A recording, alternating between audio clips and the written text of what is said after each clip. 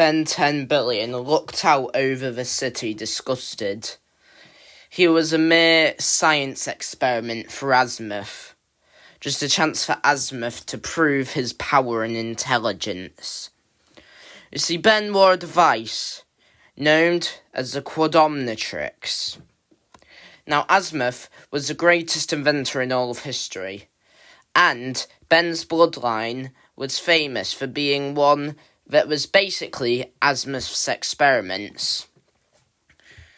Ben 10 billion's grandfather had worn the Biomnitrix, which was the same as the Omnitrix that Ben's great-grandfather wore, able to transforming into alien forms, either created by Azimuth or stolen DNA from across the universe.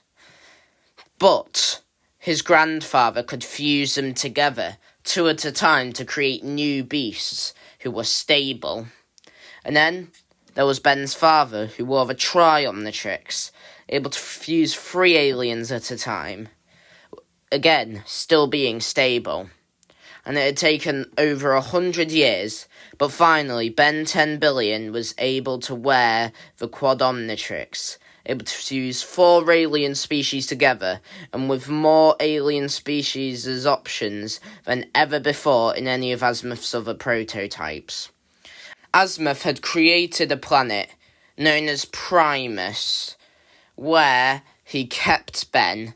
A bunch of other alien civilians had already lived there, and essentially Azimuth was tracking Ben's progress, seeing how his DNA fused with the tech, and so that Azimuth could finally become the greatest inventor in the galaxy, gaining the praise he felt he deserved. Now, Azimuth had many enemies, and so did Ben.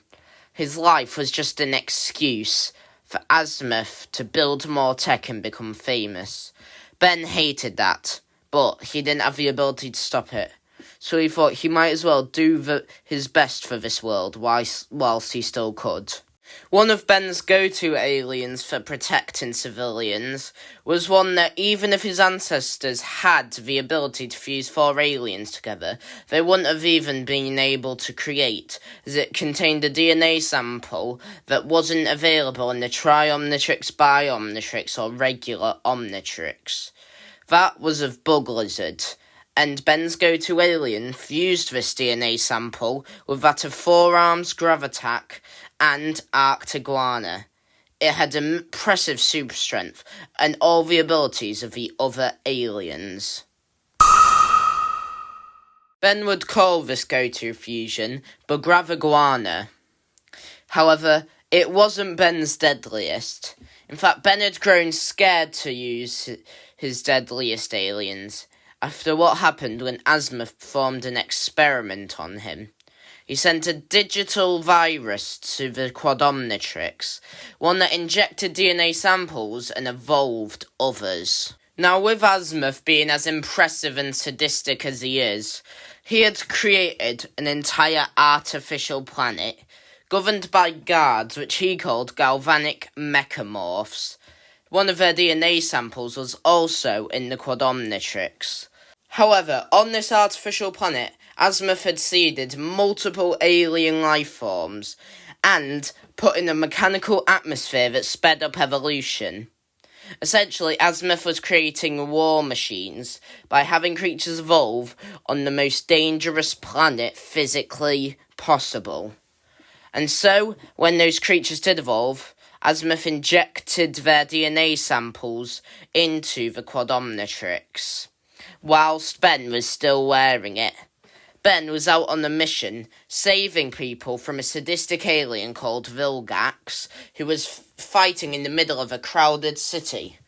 Ben was in a 4-way fusion of Echo Echo, Humongosaur, Swampfire, and Spider Monkey, when suddenly he was enveloped in a pink light, and the electricity from the entire city went out.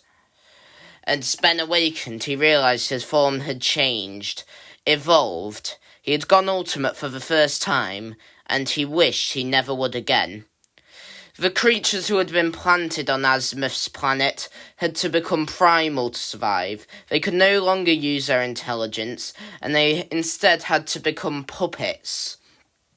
They reverted to primal animalistic instincts, and so this took over Ben. Even the Quad Omnitrix technology couldn't stop it, as it wasn't prepared for this situation Azimuth had recklessly created. As Ben fought Vilgax, he realised his abilities had both multiplied and been enhanced, but also become sadistic. Ben couldn't use those abilities whilst trying not to kill Vilgax. Everything he did was going for the kill. Ben even noticed how the evolution had gotten rid of some of their abilities. His Echo genes no longer allowed him to duplicate. His Humongousaur genes no longer allowed him to change size. And his Swampfire genes no longer allowed him to regrow his limbs. In spite of this, Ben couldn't hold back and killed Vilgax. Azimuth soon took away the ultimate ability, saying that he would add it to the next form of his Omnitrix. Now, the Quad Omnitrix was able to keep Ben alive, basically making him immortal, as his lifespan had been expanded to last up to 100,000 years. Azimuth used this to give himself enough time to create what he would eventually call the Quintomnitrix, which was able to fuse 5 aliens together and go ultimate as Ben had, with none of the downsides, though that doesn't apply to this story. What does, though, is what the ultimate feature did to Ben's Omnitrix, as it destroyed some of his DNA samples. For example, as mentioned earlier, Ben had a galvanic mechamorph DNA sample. However, parts of the DNA had been taken from the Quad Omnitrix when it went ultimate. It had been died down and merged with others, meaning that Ben could no longer fully fuse with the galvanic mechamorph genes, and would instead be like an accessory to his alien forms which he created. Ben discovered this as he was going through his alien forms, trying to find another one he could add to his collection of irregular transformations. He fused a galvanic mechamorph with heat blast, feedback, and water hazard, and this was then he realised how the DNA of the galvanic mechamorph had been damaged. However, Ben would have to make it do, as he was attacked by a villain, them being Albedo.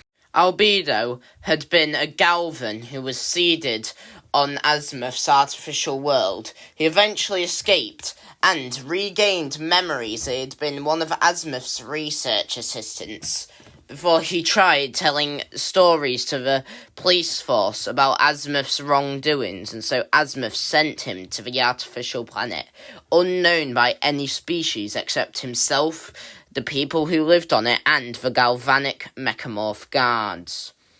Once Albedo escaped and heard the story of what Azimuth was doing, he realised that if he could destroy the Quad Omnitrix, or even steal it for himself, Azimuth would be depowered, and he could finally take him out, using the Quad Omnitrix tracking feature to find Azimuth. Ben didn't even know that was part of the Quad Omnitrix, and he never had to use it, since he never actually discovered where Azimuth was.